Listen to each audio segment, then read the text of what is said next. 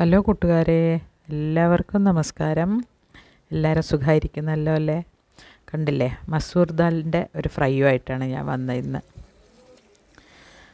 അപ്പോൾ മസൂർ ദാലിൻ്റെ ഫ്രൈ എല്ലാവർക്കും നല്ല ഇഷ്ടമായിരിക്കുമല്ലോ അല്ലേ? നല്ല സുഖമാണ് കൊറിക്കാനില്ല. മിക്സ്ചറിൻ്റെ അകത്തുള്ളതൊക്കെ തന്നെ എൻ്റെ മോളെന്താ ചെയ്യാമെന്നറിയോ, മിക്സ്ചറിൻ്റെ അകത്ത് നിന്ന് പെറുക്കിയെടുത്തിട്ട് ഇത് മാത്രം കഴിക്കും. നമ്മൾ ബോംബെ മിക്സ്ചറിലൊക്കെ കിട്ടുന്നില്ലേ, അപ്പോൾ അവൾക്ക് വേണ്ടിയിട്ടാണ് ഞാൻ ഇത് ഉണ്ടാക്കുന്നത്. അവൾക്കത് ഇഷ്ടമാണ്. പക്ഷേ ഇവിടെ അത് അങ്ങനെ നല്ല ടേസ്റ്റി ആയിട്ടുള്ള കിട്ടിയില്ല. കഴിഞ്ഞ പ്രാവശ്യം വാങ്ങിയപ്പോൾ അതൊരു ടേസ്റ്റ് ഉണ്ടായിരുന്നില്ല. അപ്പോൾ അതുകൊണ്ട് ഞാൻ വിചാരിച്ചു നമുക്ക് വീട്ടിൽ തന്നെ ഉണ്ടാക്കി കളയാമെന്ന്. അങ്ങനെയാണ് ഇത് ഉണ്ടാക്കാൻ നോക്കിയത്. അപ്പോൾ അതിന് വേണ്ടുന്ന കാര്യങ്ങൾ, മസൂർ വേണം.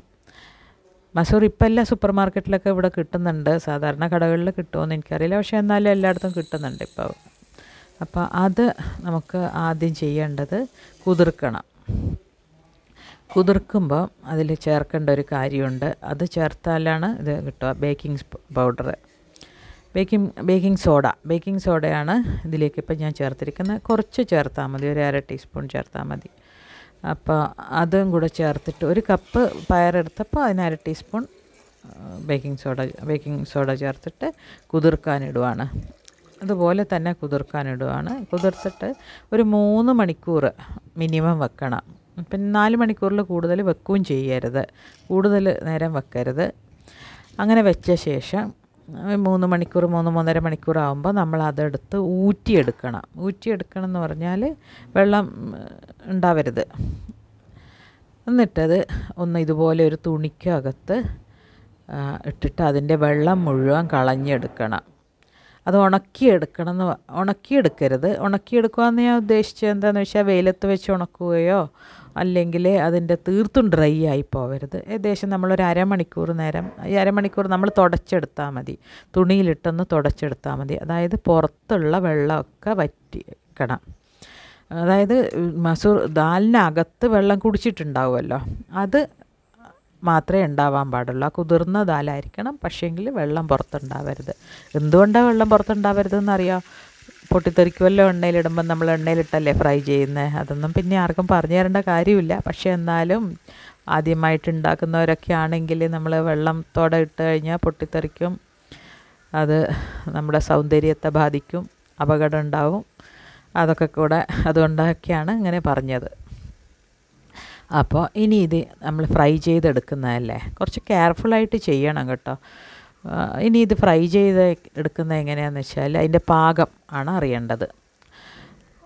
എണ്ണയിലിട്ടിട്ട് നോക്കൂ, ഇതിങ്ങനെ ആദ്യം അങ്ങനെ വരുക ചെയ്യുക. പിന്നെ അത് മുകളിൽ പൊങ്ങിക്കിടക്കും. നമ്മൾ എണ്ണയിലിട്ട് ഇങ്ങനെ തിളച്ച് വരുന്ന കാണാമല്ലോ. ആ തിളച്ച് വന്നു കഴിഞ്ഞാൽ പിന്നെ അതങ്ങ് പൊങ്ങിക്കിടക്കാൻ തുടങ്ങും. എണ്ണയിൽ പൊങ്ങിക്കിടക്കും. ആ പൊങ്ങിക്കിടക്കുമ്പോഴാണ് അത് ഫ്രൈ ആയി എന്ന് നമുക്ക് മനസ്സിലാക്കാൻ പറ്റുക. അത് കഴിഞ്ഞാൽ നമ്മളിത് ഊറ്റിയെടുക്കുമ്പോൾ ശ്രദ്ധിക്കേണ്ട ഒരു കാര്യം, ഊറ്റിയെടുക്കുമ്പോൾ നമ്മൾ നോക്കുമ്പോൾ അതൊന്ന് ക്രിസ്പിയായി കാണില്ല. നമ്മളൊന്നതെടുത്ത് ചവച്ച് നോക്കിയാൽ ക്രിസ്പി ആയിട്ടുണ്ടാവില്ല. അപ്പം നമ്മൾ വീണ്ടും എണ്ണയിൽ കുറച്ച് നേരം കൂടി ഇരിക്കട്ടെ എന്ന് പറഞ്ഞ് വെക്കരുത്. കണ്ടില്ലേ, ഇങ്ങനെ പൊങ്ങിക്കിടക്കുന്ന ഭാഗം. പൊങ്ങിക്കിടക്കുമ്പോൾ നമ്മൾ ഊറ്റിയെടുക്കുക തന്നെ വേണം. ക്രിസ്പി ആയില്ല എന്ന് കരുതരുത്. പക്ഷേ ഇത് ക്രിസ്പി ആവുന്നത് എപ്പോഴാണെന്ന് വെച്ചാൽ കുറച്ചൊന്ന് തണുക്കുമ്പോഴാണ്. ആ ചൂടൊക്കെ മാറി തണുക്കുമ്പോൾ നമ്മളെടുത്ത് നോക്കിയാൽ വളരെ ക്രിസ്പി ആൻഡ് ടേസ്റ്റി ആയിട്ടുള്ള പരിപ്പ് കിട്ടും, ഫ്രൈ ആയി കിട്ടും. പിന്നെ ഇത് മുഴുവൻ ഫ്രൈ ആക്കിയ ശേഷം നമ്മളതിലേക്ക് ഉപ്പിട്ട് കൊടുക്കണം. നമ്മളിതുവരെ ഉപ്പിട്ടിട്ടില്ല. ഉപ്പില്ലാതെ ടേസ്റ്റില്ല. നംക്കീനല്ലേ ഇത് സാധനം ഉണ്ടാക്കുന്നത്, നംക്കീനാണല്ലോ.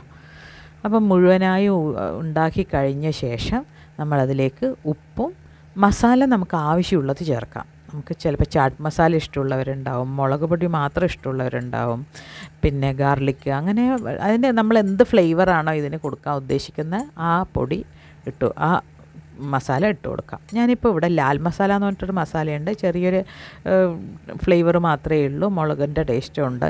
അതാണ് ഇട്ട് കൊടുക്കുന്നത്. അപ്പോൾ നോക്കൂ, വളരെ ടേസ്റ്റി ആൻഡ് ഡെലീഷ്യസ് ക്രിസ്പി നംക്കീനായി. അപ്പോൾ എല്ലാവരും ഉണ്ടാക്കി നോക്കണം. Thank you for watching my channel.